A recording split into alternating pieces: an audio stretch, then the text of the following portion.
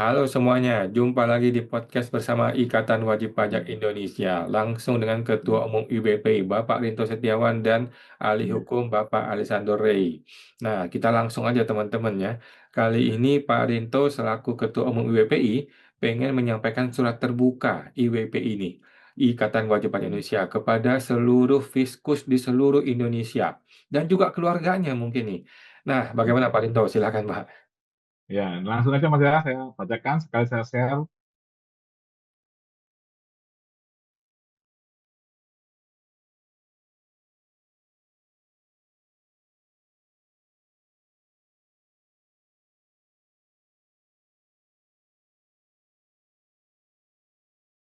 Ini Mas ya, surat terbuka Ikatan Wajib Pajak Indonesia dengan nama Tuhan Yang Maha Esa, yang Maha Adil, lagi Maha Bijaksana, kepada para pemangku kebijakan, jajaran pelaksana dan pemeriksa di Direktorat Jenderal Pajak serta Direktorat Jenderal Bea Cukai, dan seluruh rakyat Indonesia yang di tengah rumitnya birokrasi dan tekanan ekonomi akan terus mendambakan keadilan dan iklim kehidupan yang lebih baik. Wajib pajak Indonesia yang berdasarkan peran, dedikasi, dan kontribusinya adalah urat nadi yang menghidupkan dan membangun peradaban bangsa ini terlepas dari berbagai krisis yang menghantam negara ini di berbagai masa. Para pembayar pajak tidak pernah memilih jalan untuk membelakangi negara, bahkan ketika dihadapkan pada regulasi yang kerap tumpang tindih dan tekanan target penerimaan yang terus meningkat, kami tetap teguh menopang pembangunan Republik ini. Kami bukanlah musuh, kami adalah mitra yang tanpanya roda pemerintahan ini tidak akan berputar. Namun, kami tidak bisa menutup mata terhadap realitas yang terjadi saat ini, menggambarkan wajib pajak sebagai pihak yang selalu salah dan harus terus dicurigai dalam realitas di dunia perpajakan.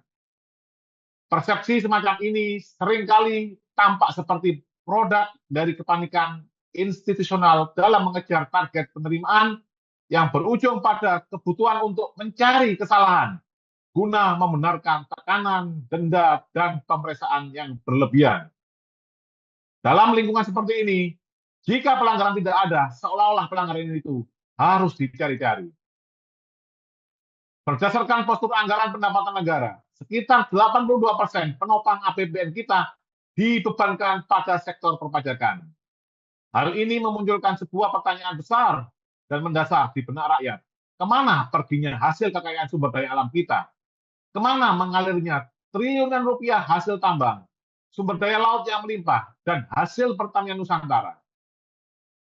Ketika kekayaan alam itu tidak diketahui rimbanya dan gagal menyejahterakan rakyat, beban untuk menghidupi negara akhirnya ditumpahkan sepenuhnya ke pundak wajib pajak melalui DJP dan DJPJ. Dalam sistem negara yang salah arah ini, kami menyadari bahwa ujung tombaknya adalah Anda, yaitu pegawai dan pemeriksa pajak di Direktorat Jenderal Pajak dan Direktorat Jenderal Bea Cukai. Anda dituntut memenuhi target penerimaan yang terus meroket demi menutupi lubang dan pengelolaan sumber daya alam yang entah kemana. Kami melihat bahwa Anda sebenarnya dikorbankan oleh sistem dan didorong ke garis depan untuk bertempur dan berbenturan langsung dengan rakyat dan para pelaku usaha. Melalui surat ini, kami ingin berbicara dari hati ke hati kepada Anda sebagai sesama manusia, sesama kepala keluarga, dan sesama hamba Tuhan. Kami memahami bahwa di balik seragam DJP dan DJPJ, terdapat individu-individu yang bekerja menjalankan tugas. Anda memiliki keluarga, pasangan, dan anak-anak yang masa depannya juga dibangun di atas tanah air yang sama ini. Kami secara konsisten membedakan antara sistem yang menekan dengan individu yang sekedar menjalankan perintah. Ini adalah kedewasaan sikap yang kami pegang teguh. Tolong jangan biarkan sistem yang salah ini menjebak Anda untuk bertindak zalim. Ketika Anda menzalimi wajib pajak dengan mencari-cari kesalahan yang tidak ada, memeras keringat pelaku usaha yang sekarat, atau membengkokkan aturan demi memenuhi target institusi, maka ada harga mahal yang harus Anda bayar di ranah spiritual. Gaji, bonus, tunjangan yang Anda bawa pulang dari hasil menzalimi wajib pajak otomatis akan menjadi rezeki yang tidak berkah. Ingatlah bahwa dari rezeki itulah Anda memberi makan istri, menyekolahkan anak-anak, dan membangun masa depan darah daging Anda. Mengalirkan rezeki yang diliputi doa orang-orang terzalimi ke dalam kerongkongan keluarga hanya akan membawa implikasi buruk, yaitu kehancuran moral dan ketidaktenangan bagi anak istri Anda di masa depan. Hukum semesta dan keadilan Tuhan tidak akan pernah meleset. Selain itu, jika tekanannya tidak berdasar ini terus berlanjut, maka akan memicu perperangan dalam bentuk lain. Ini bukan perang fisik, melainkan runtuhnya kohesi sosial dan matinya roda ekonomi. Rasa frustasi yang mendalam akan menciptakan jurang pemisah yang besar antara masyarakat sipil dan aparatur negara. Ketika usaha mati karena beban yang tidak masuk akal, dampaknya akan meluas, merugikan seluruh lapisan masyarakat, termasuk masa depan keluarga dan pemangku kebijakan itu sendiri. Tatanan sosial yang rusak tidak akan pernah mengecualikan siapapun. Hari ini perpajakan dan kepabeanan kita berada di persimpangan jalan, melanjutkan di jalan konfrontasi, saling curiga, dan eksploitasi jauh lebih merugikan dan sia-sia daripada sebelumnya. Pilihan antara arogansi kekuasaan dan keterlibatan dialogis yang adil adalah nyata dan memiliki konsekuensi. Hasilnya akan membentuk masa depan ekonomi generasi yang akan datang. Sepanjang sejarah Republik ini, para pelaku usaha dan pembayar pajak telah bertahan melampaui berbagai krisis ekonomi. Kami akan terus bertahan dengan tangguh, bermartabat, dan bangga sebagai pahlawan pembangunan tanpa tanda jasa. Pertanyaannya, apakah sejarah akan mencatat institusi Anda sebagai pilar keadilan yang membangun negeri atau sebagai pihak yang memadamkan nafas ekonomi bangsanya sendiri? Yes. Terima kasih, Mara. Baik, terima kasih Pak Rinto. Ini luar biasa ya, IWPI sampai memberikan surat terbuka nih kepada para fiskus ya. Kita langsung minta pendapatnya ahli hukum Bapak Rey nih. Bagaimana Pak Rey menanggapi wajib pajak yang sampai membuat surat terbuka seperti ini? Silakan Pak Rey. Terima kasih Pak Awan, Pak Rinto. Ini luar biasa sekali ya. Karena surat yang disampaikan IWPI ini tentu merupakan curahan hati ya dari para anggotanya yang mungkin sudah punya pengalaman atau sudah pernah dizolimi atau sudah menjadi korban. Dan tentunya tidak berlebihan kalau IWPI menggagas atau menyuarakan hal ini karena memang tugas dari Ikatan Wajib Pajak Indonesia adalah memberikan perlindungan hukum kepada para anggotanya, yaitu wajib pajak. Yang saya mau cermati dari surat terbuka IWPI tadi itu adalah mengenai kedudukan daripada fiskus ya. Nah, tadi Pak Rinto menyampaikan bahwa di lapangan sudah sering terjadi ketika fiskus bekerja itu, mereka itu bekerja kadang-kadang bukan karena berdasarkan kemauannya. Meskipun ada juga yang bekerja karena kemauan dan atau kepentingan tertentu. Tapi tidak sedikit yang mana mereka bekerja itu karena perintah atasan, ya, hanya menjalankan tugas. Nah, yang menjadi pertanyaan Pak Awan dan Pak Rinto adalah sebenarnya ketika fiskus atau pemeriksa pajak atau peneliti pajak, katakanlah begitu ya, melakukan tugasnya dan kemudian mengetahui bahwa ada pelanggaran yang dilakukan oleh institusi, bahkan kemudian ada hak wajib pajak yang harus diberikan, tapi kemudian terbentur oleh karena target penerimaan negara. Yang menjadi pertanyaan adalah, yang mana yang harus dikedepankan, Pak Awan dan Pak Rinto? Apakah peraturan yang berlaku, ya, ataukah memang perintah atasan? Nah, ini kan yang harusnya kita sepakati bersama. Mungkin pemeriksa pajaknya ya atau peneliti pajaknya mungkin ya sebagian besar kan tidak pernah mengenyam pendidikan di Fakultas Hukum. Jadi mereka bekerja itu seolah-olah yang mau dikedepankan adalah perintah atasan. Nah, kita mengetahui bahwa di dalam Undang-Undang ASN itu memang ditegaskan di sana salah satunya ketika ASN bekerja itu bukan hanya tunduk kepada negara Republik Indonesia dan juga peraturan perundang-undangan yang berlaku, tapi juga mengikuti perintah atasan. Nah, yang menarik ini adalah kalau ada benturan antara perintah atasan dengan peraturan yang berlaku, mana yang harus dikedepankan? Kan itu pertanyaannya Pak Rinto dan Pak Awan. Betul, Pak. Ya, kan Fiskus itu kan menurut pemahaman saya, Fiskus itu kurang memahami peraturan perundang-undangan yang berlaku. Jadi mereka lebih banyak tunduk kepada perintah atasan. Atasan maunya A, ya diikutin saja A. Karena kalau dibantah A jadi B, pemeriksanya atau fiskusnya juga nggak tahu bagaimana membantah supaya jadi B dan supaya B menjadi benar. Ya, nah, di dalam praktek atau tataran empirik, nah ini sering terjadi. Nah, kadang-kadang pemeriksanya mengatakan kepada wajib pajak, Pak, ya kan, saya juga setuju dengan Bapak atau Ibu, tapi karena perintah, ya saya harus melaksanakannya. Ya. Nah, ini kan jadi masalah Iya. perintah ya dan Pawan. Hmm.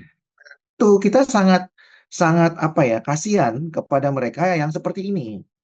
Nah, ini terjadi kenapa? Karena pemahaman hukum mereka itu sangat minim, ya. Jadi mereka tahu bahwa atasan itu adalah segalanya. Ya. Apalagi mereka itu adalah pegawai di DJP yang kemudian sangat rentan dan sangat takut dimutasi, Pak Awan dan Pak Rinto. Jadi, Bapak Ibu rekan-rekan wajib pajak harus tahu bahwa pemeriksa pajak itu punya ketakutan yang sangat akut ketika dimutasi. Misalnya dimutasi ke KPP si bau-bau. Kan hampir nggak ada yang mau Pak Awan dan Pak Rinto misalnya. Atau KPP-KPP lain mungkin yang sangat terpencil dan sangat sangat apa namanya jauh daripada hiruk pikuk kota besar gitu ya. Nah, jadi mereka sangat takut sekali kalau dimutasi, ya. Nah, namun demikian perlu saya ingatkan bahwa konsekuensi menjadi PNS itu ya adalah siap dimutasi, ya. Jadi kalau nggak siap dimutasi, Pak Rinto dan Pak Awan ya jangan jadi PNS. Jadilah wajib pajak atau jadilah entrepreneur atau pengusaha. Nah, yang saya mau tekankan sekali lagi adalah kalau terjadi konflik antara perintah atasan dengan peraturan, mana yang harus dikedepankan? Kembali lagi saya harus tegaskan bahwa yang menjadi panglima itu adalah peraturan. Hukumnya harus jadi panglima. Nah, kalau begitu gimana supaya fiskus atau pemeriksa itu bisa berbeda pendapat dengan atasannya? Maka dia harus paham hukum. Dia harus menjelaskan, ya, Bapak, Ibu, Pak Kasih, Bu Kasih, Pak Kabit, Bu Kabit, Pak Kakap, Bu Kakap, Pak Kakanwil, Bu Kakanwil, Pak Direktur, Bu Direktur. Ya, menurut saya, ya, apa yang kita lakukan itu keliru, karena yang benar itu adalah ini. Menurut saya, wajib pajak itu sudah benar, karena dia menggunakan ini. Kalau Bapak sama Ibu ingin memaksakan, saya rela dimutasi. Tapi silakan Bapak kerjakan sendiri. Nah, kan seharusnya begitu. Ya. Ya, jangan memaksakan saya untuk Ya. melakukan itu, karena normanya tidak mengatur demikian. Ya, apalagi pemeriksa pajak diperintah oleh kepala kantor. Wah, itu kan sangat jauh sekali gap kewenangannya begitu ya. Tapi yang saya mau katakan, kembali lagi kita bukan tinggal di negara kekuasaan. Kekuasaan itu menjadi nomor sekian dalam tataran negara hukum. Yang menjadi panglima adalah hukum itu sendiri. Nah, pertanyaannya, kenapa hukum itu nggak bisa dikedepankan? Karena SDM-nya minim pemahaman hukum atau literasi hukum. Makanya pernah saya sampaikan kepada Pak Rinto sebagai Ketua Umum IWPI, ya bagaimana pemberian beasiswa kepada Fiskus supaya kuliah di Fakultas Hukum, ya termasuk juga beasiswa kepada pejabat ya di lingkungan DJP ya sampai kepada eselon 2 bahkan eselon 1. Jadi kalau kita bicara negara hukum rule of law di mana Rechtsstaat atau hukum harus dikedepankan, maka perlu SDM, perlu kompetensi, perlu pemahaman mengenai hukum yang baik, perlu literasi hukum yang mumpuni. Nah, itu hanya bisa didapat kalau institusinya mengedukasi dan mensosialisasikan, ya. Karena contoh misalnya Pak Rinto dan Pak Awan, pemeriksa pajak lulusan STAN, ya tentu kan dia nggak pernah belajar hukum. Mau itu D3, D4 kan dia nggak belajar. Kalau dia belajar itu karena kebiasaan aja menggunakan undang-undang KUP. Karena kebiasaan aja menggunakan undang-undang PPSP. Kalau Iya, iya. ditanya filosofisnya, sosiologisnya, mungkin itu kurang terlalu paham. Mereka paham yuridisnya saja. Kenapa? Ya karena sering dijejalkan oleh pasal-pasal itu diulang-ulang. Ya. Nah, tapi yang saya mau katakan adalah sebagai pegawai ASN, sebagai pemeriksa, ya tentunya mereka boleh tunduk kepada atasan kalau atasan itu sesuai dengan ketentuan yang berlaku. Jadi ada syaratnya nih, ya rekan-rekan wajib pajak dan juga Pak Rinto dan Pak Awan. Boleh tunduk sepanjang ya atasannya itu sesuai dengan koridor hukum. Boleh nggak berbeda pendapat atau melawan? Boleh, karena hukum memperbolehkan itu. Ya, kenapa? Karena kembali lagi panglimanya adalah hukum. Nah, pertanyaan berikutnya, kalau pegawai ASN-nya atau PNS-nya itu tetap melaksanakan perintah atasan, ya, kemudian terjadilah konflik atau sengketa hukum, ya, kasus hukum. Yang bertanggung jawab siapa? Ternyata Pak Rinto dan Pak Awan, atasannya juga belum tentu mau bertanggung jawab. Maka yang Iya, bertanggung iya, iya. jawab atau pegawai itu sendiri. Nah, ini harus dipahami oleh PNS atau ASN ya. Jadi perintah atasan ternyata tidak cukup untuk memberikan perlindungan bagi pegawai ASN itu sendiri.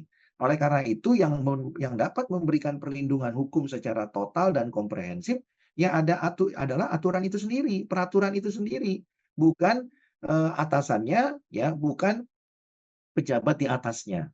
Nah, jadi ini yang harus dipahami oleh pemeriksa pajak, peneliti pajak, atau fiskus ya. Jadi pahamilah hukum dengan baik ya. Jangan sekedar hanya melaksanakan perintah.